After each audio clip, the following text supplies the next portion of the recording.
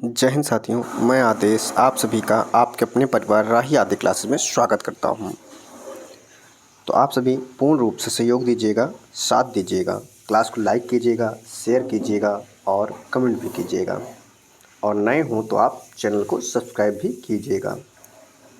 तो कुछ दिन क्लास नहीं हो पाई, 1 या 2 दिन, तो थोड़ी सी प्रॉब्लम थी। पहली बात तो मुँह में छाले थे और दूसरी बात मैं थोड़ा घर चला गया था और मेरे यहाँ चुनाव था। तो अब मैं वापस आ गया हूँ और आज से आपकी क्लास शुरू हो रही है। जब बहुत ज़्यादा बिजी हो जाता हूँ तो क्लास नहीं हो पाती है। फ़िलहाल अब अपनी क्लास को हम शुरू करते हैं।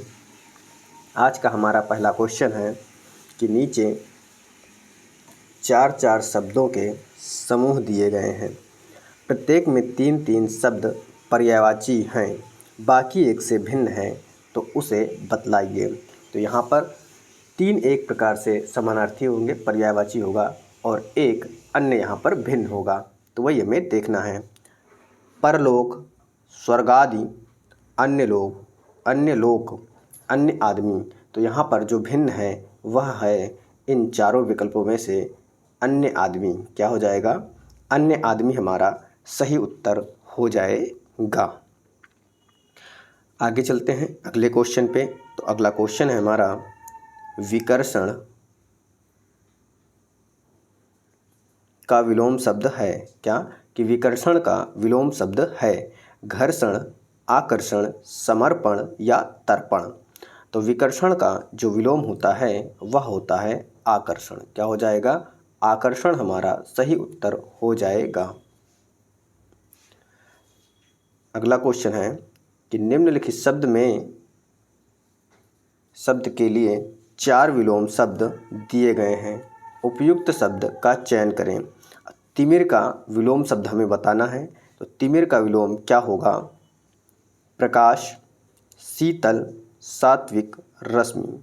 तो जो तिमिर का विलोम होता है वह होता है प्रकाश। क्या होता है? प्रकाश होता है। अगला क्वेश्चन है वाक्य खंड के स्थान पर एक शब्द बताइए जिसका विभाजन ना किया जा सके। वाक्य खंड के स्थान पर एक शब्द बताइए या वाक्यांश के लिए एक शब्द बताइए, इस प्रकार से आपका क्वेश्चन पूछा जाएगा।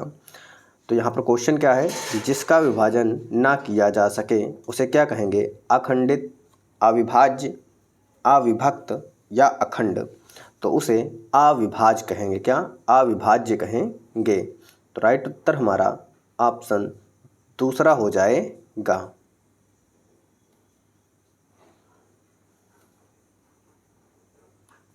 अगला क्वेश्चन है किस क्रम में अंतस्थ व्यंजन है। यहाँ पर उस विकल्प का चयन करना है जिसमें अंतस्थ व्यंजन है। ग और घा है, तो ये है हमारा कंठ हो जाएगा। क्या हो जाएगा? कंठ वर्ण हो जाएंगे। दा, धा, द और धा यानी ता वर्ग का है, तो यह दंत व्यंजन हो जाएंगे। डा और ढा ये मूर्धन्य हो जाएगा। क्या हो जाएगा? ये मूर्धन्य हो जाएगा। अब आपसे अंतस्थ व्यंजन पूछा गया है, तो अंतस्थ व्यंजन के अंतर्गत 4 होते हैं। कौन कौन से? या, रा, ला और वा। तो ये चारों जो हैं वो अंतस्थ व्यंजन के अंतर्गत आते हैं। अगला क्वेश्चन है अंशुमान में कौन सा शब्द समास है। अंशुमान में हमें बताना है कि समास क्या है। कर्मधारय समास, बहुब्रीहि समास, अव्ययी भाव समास या द्विगु समास। तो अंशुमाली देखें तो किसका पर्यायवाची है? अंशुमान सूर्य का पर्यायवाची है, तो इसलिए यहाँ पर बहुब्रीहि समास हो जाएगा। देखिए, कभी भी किसी भी देवी देवताओं के पर्यायवाची के नाम आ जाएं तो वह हमेशा बहुब्रीहि समास में चला जाता है।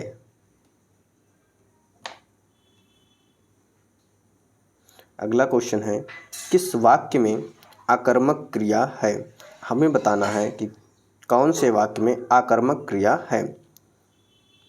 ठूंठ खड़ा है, हम सिनेमा देखते हैं, मोहन पानी पी रहा है, रजनी ने गीत गाया। तो जब हम क्या से क्वेश्चन करें और उत्तर हमें मिल जाए तो वहाँ पर सकर्मक क्रिया होती है, और जब क्या से क्वेश्चन करें और उत्तर प्राप्त ना हो तब वहाँ पर आकर्मक क्रिया होते हैं। देखते हैं, क्या देखते हैं, सिनेमा देखने, तो यहाँ पर उत्तर प्राप्त है यानी सकर्मक क्रिया है, वहाँ कर्म आया हुआ है। पीना, क्या पीना, पानी पीना। गाया यानी गाया, क्या गाया, गीत गाया। तो ऑप्शन ए है ठूंठ खड़ा था, तो हमारा जो अकर्मक क्रिया हो जाएगा वह क्या हो जाएगा, ऑप्शन ए सही हो जाएगा, यानी पहला उत्तर हमारा सही हो जाएगा।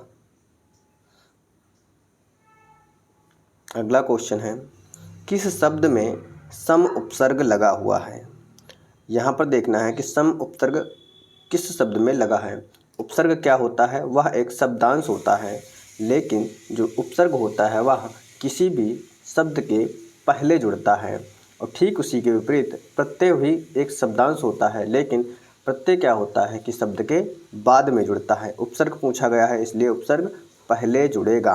देखिए समतनहार होता है तो समहार होता है, तो क्या है, सम उपसर्ग, समहार, स्वीकार, सप्रेम और साकार। तो यहाँ पर सम उपसर्ग लगा होना चाहिए, तो ऑप्शन हमारा ए सही हो जाएगा।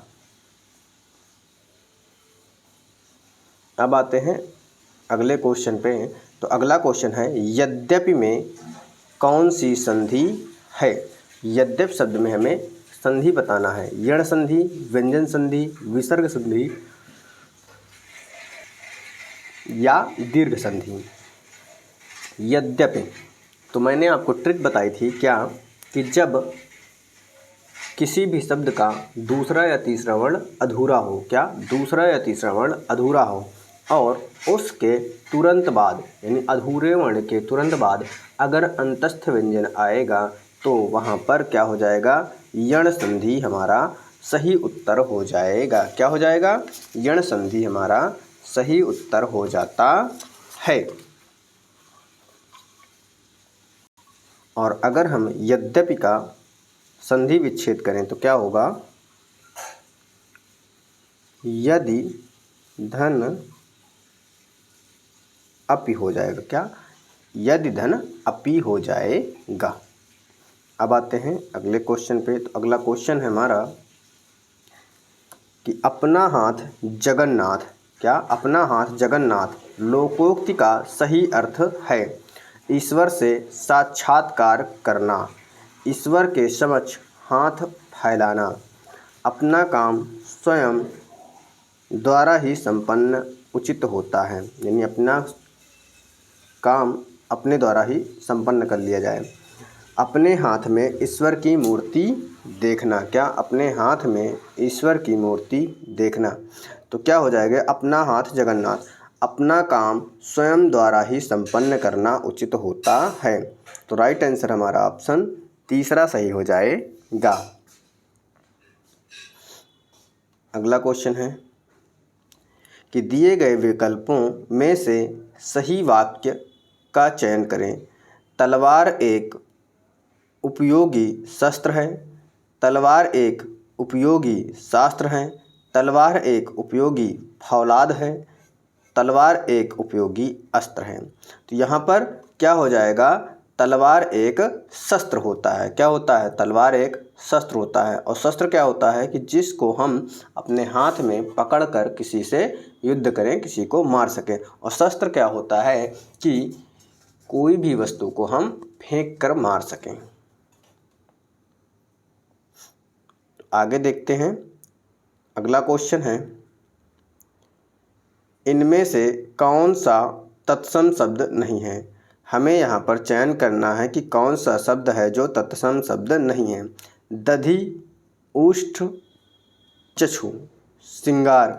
तो यहाँ पर दधि क्या होता है, दूध को बोलते हैं। उष्ठ क्या होता है, ऊँट को बोलते हैं। दधि मतलब दही होता है, दुग्ध होता है दूध का, तो दधि का क्या हो जाएगा, दही हो जाएगा। क्या हो जाएगा? दही हो जाएगा। उष्ट का ऊँट हो जाएगा। चक्षु किसको बोलते हैं? चक्षु आँख को बोलते हैं। लेकिन श्रृंगार शब्द क्या हो जाएगा? यह तत्सम नहीं है। श्रृंगार का तत्सम होगा श्रृंगार। इस प्रकार से। अब आते हैं अगले क्वेश्चन पे। तो अगला क्वेश्चन क्या है कि निम्न विकल्पों में पुल्लिंग शब्द कौन सा है? हमें पुल्लिंग शब्द का चयन करना है। राशि, चील, पक्षी, कुर्सी। पक्षी और कुर्सी। तो यहाँ पर पक्षी शब्द क्या हो जाएगा? पक्षी शब्द हमारा पुल्लिंग शब्द है। अब पक्षी हैं तो कभी कभी क्या लगेगा किसी किसी को कि स्त्रीलिंग है, लेकिन पक्षी शब्द क्या है? पुल्लिंग शब्द के अंतर्गत आता है। अगला क्वेश्चन है, अमृत और विष किसकी रचना है? अमृत और विष किसकी रचना है? अमृतलाल नागर, अब्दुल बिस्मिल्लाह खां, केदारनाथ अग्रवाल, सुमित्रानंदन पंत। तो अमृत और विष किसकी रचना है? अमृतलाल नागर की रचना है। अगला क्वेश्चन है कि 3 बेर खाती थी वे 3 बेर खाती है। इस वाक्य में प्रयुक्त अलंकार कौन सा है? प्रयुक्त अलंकार कौन सा है?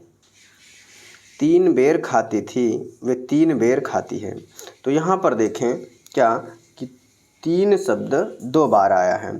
तो कोई भी शब्द हो जब 2 बार आए या 2 से अधिक बार आए और उसके अलग अलग अर्थ हों तो वहाँ यमक अलंकार होता है। क्या होता है? यमक अलंकार होता है। जैसे कनक कनक होता है।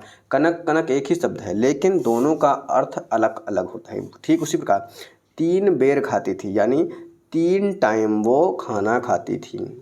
तो यहाँ पर 3 क्या हो गया? समय को दर्शा रहा है। लेकिन दूसरे में क्या है कि वे 3 बेर खाती है। 3 बेर यानी अब क्या है? 3 टाइम समय, 3 बार खाना खाने वाली स्त्री 3 बेर खाती है। अब 3 बेर मतलब जिसे हम गांव में बैर कह देते हैं, तो वो अब केवल 3 बेर खा के गुजारा कर रही है। तो यहाँ पर क्या होगा? अलग अलग अर्थ हो गया तो यमक अलंकार हो जाएगा। अगला क्वेश्चन है, किसी की आबलिका पाकर उसके प्रति डैश का भाव प्रकट करना आवश्यक है। दिए गए विकल्पों में से सही का चयन रिक्त स्थान की पूर्ति के लिए कीजिए। तो यहाँ पर 2 जगह रिक्त स्थान दिया गया है। अब चयन आपको करना है कि इन रिक्त स्थानों की जगह पर कौन कौन से शब्द आएंगे। तो क्या है? किसी डैश की या का अनुदान पाकर उसके प्रति कृतज्ञ का भाव प्रकट करना आवश्यक है। किसी की या का सहायता पाकर, किसी की सहायता पाकर उसके प्रति कृतज्ञता का भाव प्रकट करना आवश्यक है। किसी की या किसी का उपकार पाकर उसके प्रति गुलामी का भाव प्रकट करना आवश्यक है। किसी की मदद, ममद लिखा है, मदद पाकर उसके प्रति कर्ज का भाव प्रकट करना आवश्यक है। तो यहाँ पर हमारा जो सही उत्तर हो जाएगा वह हो जाएगा कि किसी की सहायता पाकर उसके प्रति कृतज्ञता का भाव प्रकट करना आवश्यक है। यानी सही उत्तर हमारा ऑप्शन दूसरा सही हो जाएगा। अगला क्वेश्चन है कि निम्न विकल्पों में पुल्लिंग शब्द कौन सा है? सेना, धरती, मणि, कुटुंब। तो सेना, धरती, मणि ये तीनों स्त्रीलिंग हो जाएंगे, लेकिन कुटुंब जो है वह पुल्लिंग हो जाएगा। क्या हो जाएगा? पुल्लिंग हो जाएगा।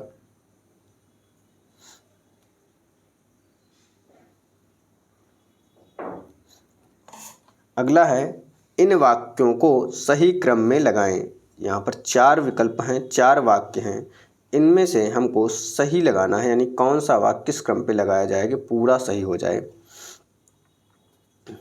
तो क्या है? रावण तो सिर्फ रावण है। रावण दुनिया में इस नाम का कोई व्यक्ति नहीं है। राजाधिकार धीराज लंकाधिपति महाराज रावण को दशानन भी कहते हैं। राम तो बहुत मिल जाएंगे लेकिन रावण नहीं। तो ये आपके विकल्प हैं, लेकिन इसको क्रम से लगाना है। किससे लगाना है? क्रम से। तो देखते हैं, पहले दूसरा लगाते हैं। रावण दुनिया में इस नाम का कोई व्यक्ति नहीं है। रावण तो सिर्फ रावण है, यानी पहले क्या हो जाएगा? बी हो जाएगा। फिर ए लिखते हैं। उसके बाद रावण तो सिर्फ रावण है। राम तो बहुत मिल जाएंगे, ऑप्शन फिर डी देखते हैं। राम तो बहुत मिल जाएंगे लेकिन रावण नहीं। राजा धीराज लंकापति महाराज रावण को दशानन भी कहते हैं, यानी ऑप्शन हमारा BADC ऑप्शन हमारा क्या हो गया? BADC ऑप्शन देखें तो हमारा क्या हो रहा है कि चौथा ऑप्शन सही हो रहा है। कौन सा? चौथा ऑप्शन हमारा सही हो रहा है। अब आते हैं अगले क्वेश्चन पे। अगला क्वेश्चन है हमारा, खराद पर चढ़ना का अर्थ कौन सा विकल्प है? खराद पर चढ़ने का अर्थ बताना है। शत्रु के आमने सामने आना, कठिनाई में पड़ना, सच्चाई का सामना करना, जांच में आना। खराद पर चढ़ना यानी कठिनाई में पड़ना, क्या हो जाएगा राइट आंसर? कठिनाई में पड़ना।